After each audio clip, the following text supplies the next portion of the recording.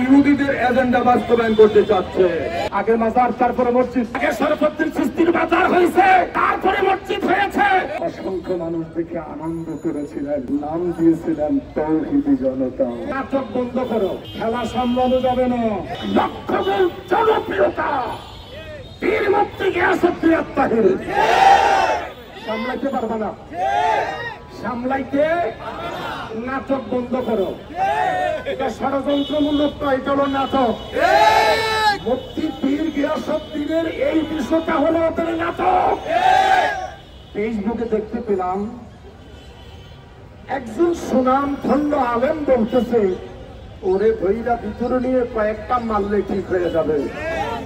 আহলে সুন্নাত ওয়াল জামাতের মতাদর্শে যারা আছে তারা টাকার কাছে বিক্রি হয় না, ডলারের কাছে বিক্রি হয় না, ইউরোর কাছে বিক্রি হয় না। বিদেশি কোন লাল চক্ষুওয়ালার কাছে ওরা মাথা নত করতে পারে না।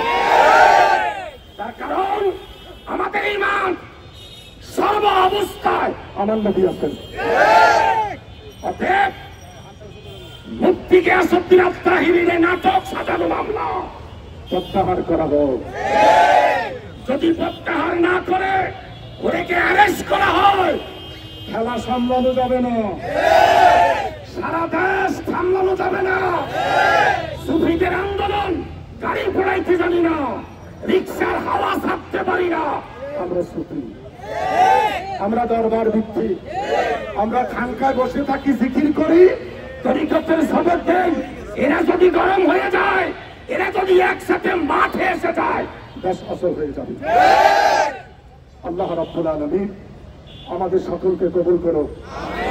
আগামী দিনে যে কোনো কর্মসূচিতে, যে কোনো অনুষ্ঠানে আহলে সুন্নাত ওয়াল জামাতের যে কোনো প্রোগ্রামের ডাক আসলে আমরা জিহাদের ঘোষণা নিয়ে প্রেস ক্লাব হোক, রাজধানী যেখানে বলে আমরা ঐক্যবদ্ধ হয়ে আসতে চাই। হাত তুলে বলেন চাই কি চাই না। আবারও বলছি, পীর মুফতি গিয়াসউদ্দিন আত্তাহিরের এটা সাজানো একটা নাটক, এটা সাজানো একটা। এই নাটক বন্ধ করেন। আপনারা মিলাদে চলেন, আপনারা গির্জাতেও যান, আপনারা সুন্নির বিরুদ্ধে ফতোয়া দেন, আপনারা গির্জা গিয়ে প্রসাদ খান। জাতি দেখেছে, জাতি দেখেছে। আপনারাই বলছেন মাজারের বিপক্ষে কথা বলা যাবে না, আবার আপনারাই সংসদে থাকা অবস্থায়, দায়িত্বে থাকা অবস্থায় কিভাবে একটা মৃত মানুষকে কবর থেকে উঠানো হয়, কিভাবে একটা মৃত মানুষকে কেরোসিন তেল পেট্রোল দিয়ে রাস্তায় চালানো হয়। অসংখ্য মানুষ দেখে আনন্দ করেছিলেন, নাম দিয়েছিলেন তৌহিদি জনতা।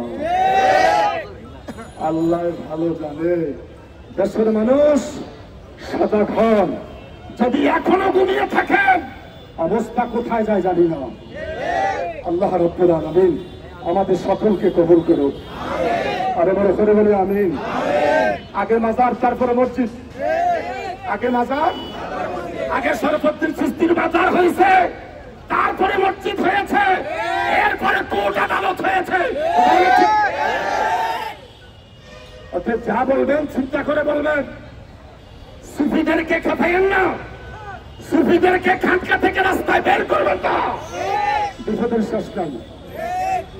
আমরা দেশের সমস্যার সমাধান না করে এক শ্রেণী কুলাঙ্গার এই দেশের ঐতিহ্য, এই দেশের ইসলামিক সংস্কৃতি দূর করার জন্য ইহুদিদের এজেন্ডা বাস্তবায়ন করতে চাচ্ছে।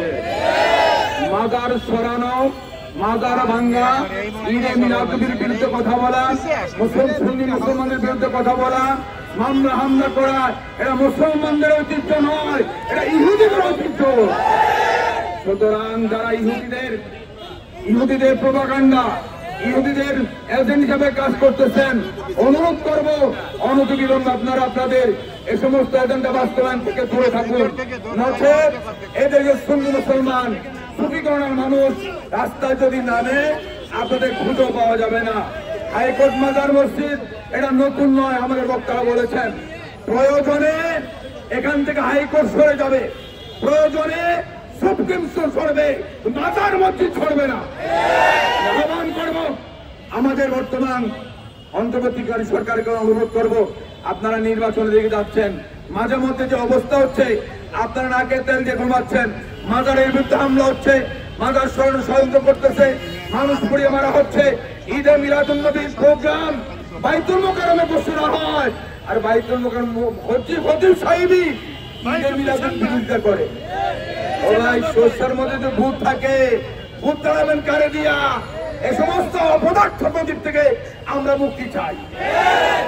আমরা একজন যোগ্য খতিব চাই বাইতুল মোকাররমে, যিনি সকলের গ্রহণযোগ্য ব্যক্তি, তাকে দেখতে মানায় না, বলতে মানায় না, তাকে আলিম হিসেবে মানায় না, অমানানসই ভৌতিককে আমরা চাই না। একমত আছেন আপনারা? ওই মিয়া, আপনার সভাপতিত্বের তার দেখা কমিটির মিটিং হলো, ঈদে মিলাদুন্নবীর ঘোষণা হলো, আপনি মুনাজাত দিলেন, আবার ঈদে মিলাদুন্নবীর বিরোধিতা করতেছেন। সুতরাং এই সমস্ত স্ববিরোধী খতিব মৌলবী থেকে এই দেশ বানা চায়, জাতি বানা চায়, এদেশের আপামত মানুষ বানা চায়। আজকে অনুরোধ করবো, আপনারা যারা এসেছেন, আপনারা আগামী কর্মসূচিতে আপনারা সজাগ দৃষ্টি রাখবেন, আমরা যাতে করে বৃহত্তর কর্মসূচি দিতে পারি। আপনাদের সকলের সহযোগিতা কামনা করছি। আগামী বৃহত্তর কর্মসূচি ঘোষণা আসবে এবং আমরা অনুরোধ করব, যিনি মাজার প্রত্যাহার আবেদন করেছেন, আপনার যদি শুভবুদ্ধি হয়ে থাকে, অনুরোধ করব আপনার আবেদন প্রত্যাহার করেন, নাহলে আমরা আলটিমেটাম দেবো 24 ঘন্টার মধ্যে তাকে অ্যারেস্ট করা হলে সবকিছু বন্ধ করে দেওয়া হবে।